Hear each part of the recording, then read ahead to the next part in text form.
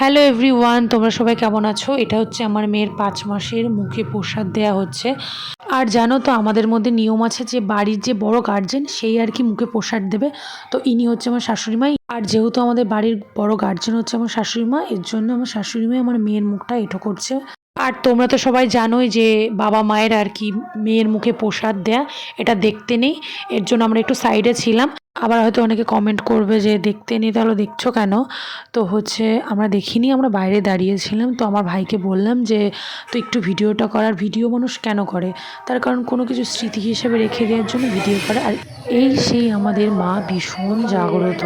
তারপর দেখো আমার মেয়েটাকে শুইয়ে দিল। তারপরে ঠাকুরমশাই কী একটা মন্ত্র বললো, আমি তো জানি না, বলতে পারবো না। তারপরে আর কি ফুল দিচ্ছে আমার মেয়ে, জানি না হঠাৎ করে কান্না করে উঠলো। তার কারণ বলে কান্না করলে বলে শুরু হয়। তারপরে আমাকে ডেকে নিল যে মেয়ের মা কোথায়। তো তারপরে আমি আসলাম, দেখো আমার মেয়েকে একটু কোলে নিলাম। তো আমি অনেকক্ষণ দেখিনি, আমার একটু কেমন একটা লাগছিল।